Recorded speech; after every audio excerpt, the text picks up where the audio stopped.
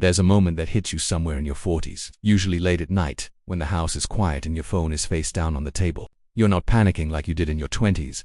You're not chasing like you did in your 30s. Instead, there's a heavier, quieter question sitting in your chest. Did I build something solid? Or did I just stay busy? If you're someone who cares too much, this question doesn't feel abstract. It feels personal. It feels urgent. It feels like time is suddenly louder than it used to be. Your 40s are not about starting over. They're about reckoning, about integrating who you were with, who you're becoming. Psychologically, this decade activates a shift from expansion to evaluation. Neuroscience shows that as we age, our brains become less driven by novelty and more driven by meaning and security. And money, whether we like it or not, becomes one of the mirrors we use to judge whether our lives feel stable or fragile. For people who care too much, money has always been tied to responsibility. In your 40s, that responsibility deepens. One of the first real money milestones in this decade isn't a number in your account. It's the moment money stops being the main source of your anxiety, not because you're rich, but because you've built enough margin that one problem doesn't trigger 10 others. You don't feel invincible. You feel buffered. That buffer changes your nervous system. Bills don't spike your heart rate. Market swings don't hijack your mood for days. This is when money starts doing what it was always supposed to do: support your life, instead of dominating it.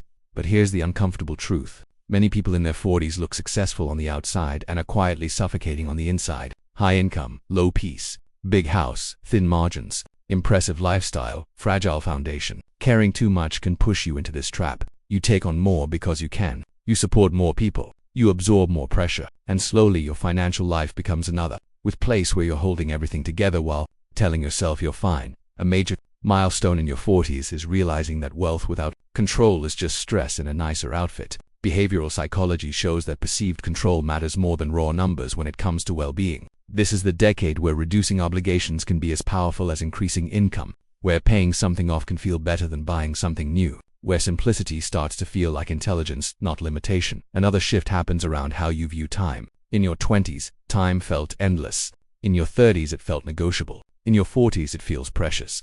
Money milestones now become deeply intertwined with freedom milestones. Can you step back if you need to? Can you say no without consequences? Can you handle a health issue, a family crisis, or a career pivot without financial freefall? These questions are not dramatic, they're practical. And if you care too much, you've probably been thinking about them longer than you admit.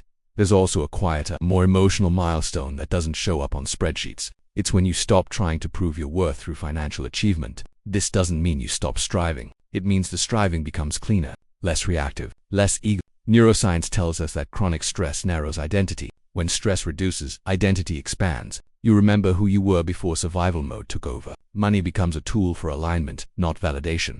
Of course, there's a shadow side. People who care too much in their 40s can become overly cautious, afraid to invest, afraid to change, afraid to enjoy. Loss aversion peaks when people feel they have too much to lose.